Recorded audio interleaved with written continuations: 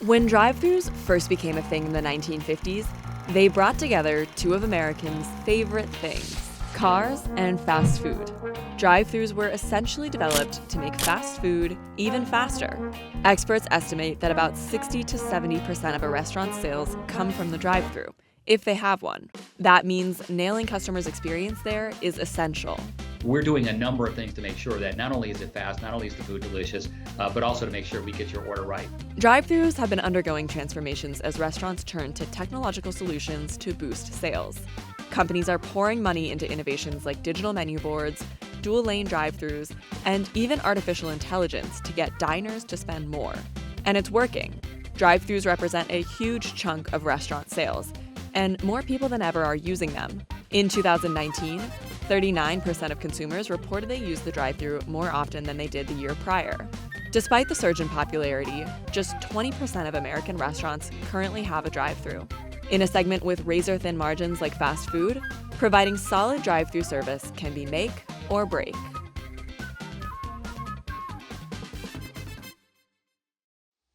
In the 1920s, the number of people who owned cars in the US exploded.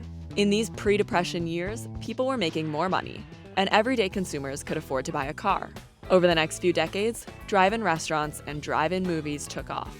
At drive-in restaurants, customers would drive into a restaurant's parking lot, park their car, and order from a waiter or waitress called a car hop. Car hops delivered food to people sitting in their cars. Those restaurants were the predecessor to drive-thrus. Then banks started rolling out drive-thrus in the 1930s, so that customers carrying big sums of cash didn't have to wait on the street. It didn't take long for fast food restaurants to catch on. Drive-thru dining first became a thing in the 1950s in California, but it didn't go mainstream until the 70s, when major fast food restaurants across the country began adding drive-thru windows to their restaurants. With more single-parent households, after-school activities for kids, and women working outside the home in the 70s, convenient fast food became more and more attractive, according to the National Museum of American History. In-N-Out has long been a drive-thru trendsetter. At the California burger chain, customers were given butcher paper to shield their laps from spills while eating in the car. In-N-Out has what's considered one of the best drive-thru experiences today. In-N-Out drive-thrus also developed now commonplace elements of the drive-thru experience.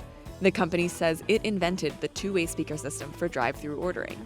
Some of the most popular fast food chains have drive-thrus to thank for strong growth. For instance, Wendy's started adding drive-thru windows in 1971, and restaurant experts credit them as one factor behind Wendy's fast expansion in the years that followed. Drive-thru saved Wendy's space in its parking lots and indoor seating areas because the drive-thru customers usually left and ate somewhere else. McDonald's built its first drive-thru in 1975. Most national fast food chains had drive-thrus by the mid-70s. Fast food restaurants also started developing more products that could be eaten easily in a car. According to one fast food historian, Chicken McNuggets were developed with driving in mind. And it wasn't just the fast food chains that were adapting the sales experience to be as convenient to customers as possible. As eating in the car grew in popularity, automakers also took notice. By the 1960s, glove box doors opened flat to support drinks, and in the 80s, built-in cup holders were standard issue. The number of cup holders in a car has even become a selling point for manufacturers. Subaru's Ascent SUV made headlines for sporting 19 cup holders. Drive-thrus have even started to catch on with restaurants that have long avoided the format. Fast casual chains like Panera and Cava resisted the drive-thru model for years. But QSR Magazine says that's changing.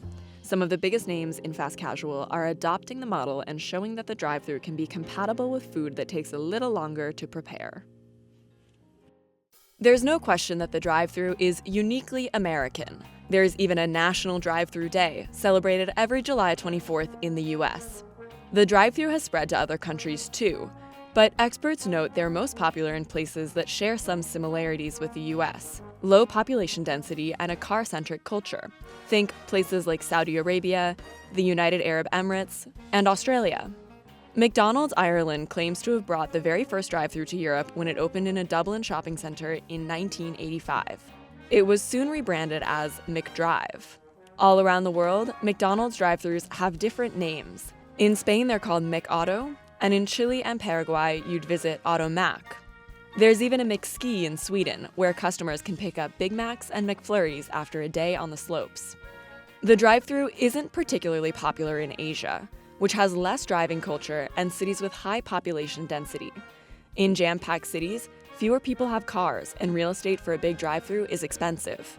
In South Korea, Singapore, and Japan in particular, takeout from quick-service restaurants is common.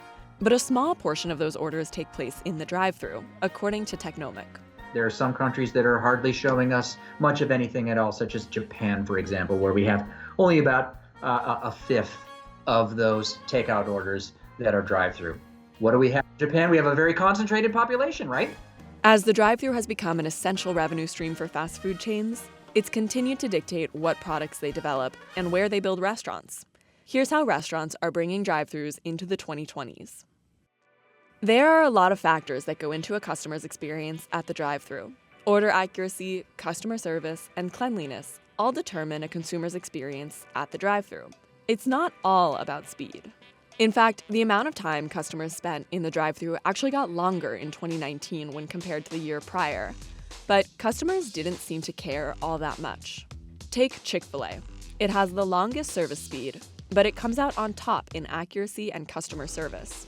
Despite the drive-thru service, Chick-fil-A actually has incredibly loyal customers, and their customers don't think that their wait time is long, which is an interesting aside to that. So while they have the longest time, people are going to go there anyway. Fast food chains see a big opportunity in improving how customers order.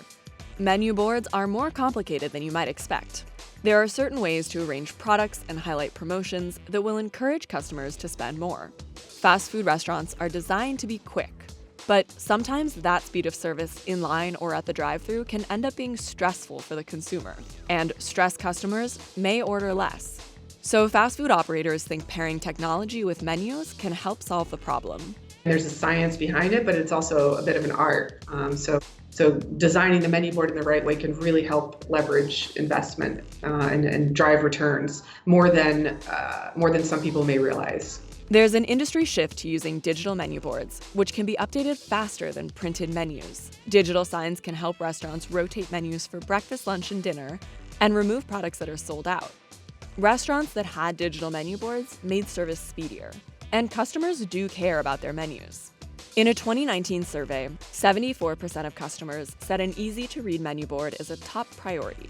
But digital menu boards were present at less than 20% of drive-thrus. McDonald's had the most digital menu boards in place by far, with 60.6%. McDonald's is making huge commitments to improving menu boards.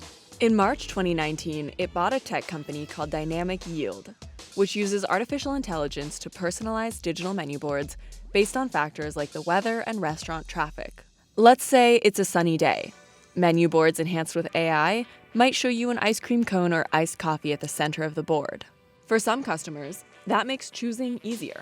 It's also helped McDonald's too. Former CEO Steve Easterbrook said on a call with analysts that adding Dynamics Yield technology to outdoor digital menu boards is increasing how much customers spend. Some chains are also experimenting with license plate recognition to speed up drive-thru times and sell more to customers. Here's how it works. A camera reads the license plate on a car in the drive-thru, compares it to information in a restaurant's database, and finds that customer's ordering history and credit card details.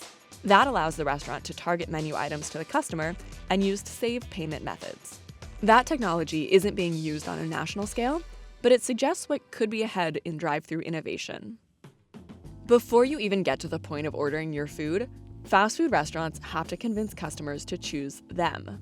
Restaurant experts say sometimes a crowded drive-thru is enough to turn customers away.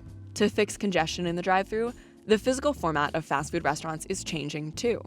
More restaurants are building dual-lane systems. Sometimes it's just two typical drive, order, and pay lines.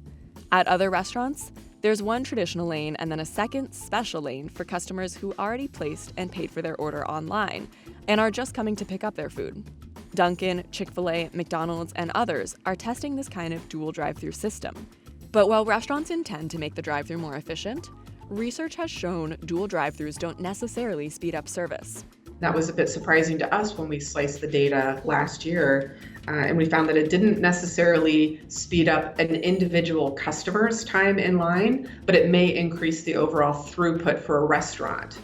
So that's not to say that it's not a good investment, because it might be, but it doesn't always speed up, again, an individual customer's experience there. Restaurant experts say that while dual drive-thrus may not speed up the process, Hi there. And a mobile order? mobile ordering on its own can succeed in reducing a customer's ordering stress and increasing efficiency. Ordering through an app can also improve speed. At Chipotle, service times are as low as 11 seconds at its version of the drive-thru called Chipotlanes. There's two parts of the process when you go through a traditional drive-thru that you don't have to do at Chipotle, and they're really two of the slowest parts of the experience. One is ordering. Okay, so not only do you not have to order at Chipotle, you order ahead on your phone. So the ordering process has already been taken care of. And the payment process as well. Those are the two things in a drive-thru that tend to cause the drive-thru to stack up, and that's what causes the wait times. The app also tries to reduce slow service times during busier periods. At Chipotlanes, if a restaurant has a lot of orders coming in at once, Chipotle will suggest another time for pickup, so customers don't have to wait as long. For instance, the app might suggest you pick up a lunch order for $12:30 at $12:45 instead. By the end of 2019, Chipotle had 66 Chipotlanes around the country and plans to add more. Chipotle had a strong fourth quarter of 2019 with digital sales growth of 78.3% and same-store sales growth of 13.4%. And some restaurants are literally going all in on the drive-thru. KFC opened a drive-thru-only restaurant in Australia in 2019, the first of its kind. Customers order on the KFC app and enter a 4-digit code onto a touchscreen receiver, which transmits their order to the kitchen. The drive-thru has 5 lanes, 3 of which are for online pickup.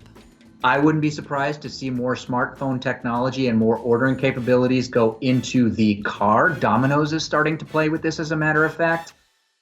The drive-thru used to be the most convenient way customers could get their fast food. Third-party delivery apps like Grubhub and Uber Eats have disrupted that in the 2010s. Now, food from popular chains like McDonald's and Chipotle can come straight to your door. Some restaurant experts say that's a threat to the drive-thru. The rise in third-party delivery apps is one of the biggest disruptions in fast food this decade. In 2018 alone, consumers ordered $10.2 billion worth of food from third-party delivery services. That size would make the third-party delivery market the 5th largest U.S. restaurant chain. But as consumers embrace the ease of ordering through apps like Grubhub and Uber Eats, restaurants are grappling with how delivery services impact their bottom line. On one hand, third-party delivery apps may boost the number of customers chains like McDonald's and Chipotle reach. On the other hand, restaurants have to share some of the profits from orders with third-party delivery services. Delivery providers charge restaurants a fee of 15 to 30% for fulfilling orders, eating into restaurants' profits. Given over the last 3 years or so the advent of the third-party delivery companies and being able to order your food on your own and walk inside and pick it up, all of the other channels available to people to get their food, the drive-thru has seen an incredible amount of competition. In some cities, drive-thrus are just fighting to stay open. Cities across the U.S. are banning the construction of new drive-thrus. Places in Missouri, California, New Jersey, and Minnesota have implemented bans restricting drive-thrus. These policies aim to improve safety and walkability in cities and reduce pollution and trash. They also want to encourage healthier eating. Some research has pointed to the possibility that legislation curbing drive-thrus promotes healthier eating. A study of 27 Canadian cities with fast food bans found that fast food drive-thru service bans may play a role in promoting healthier food environments. Though it was short-lived, in 2008, South Los Angeles was one of the first places in the U.S. to ban construction of new fast food restaurants, including drive-thrus. The city stopped the construction of new fast food restaurants to address higher-than-average obesity rates. A few years later, in 2015, the Rand Corporation did a study on the impact of the 2008 ban and found that obesity actually increased in the area, although the number of soft drinks consumed per person fell. The study concluded that residents had other places to find unhealthy food, like convenience stores, and that focusing on reducing portion sizes might have been more effective. Experts say bans like this won't kill the drive-thru. Third-party delivery apps aren't likely to either.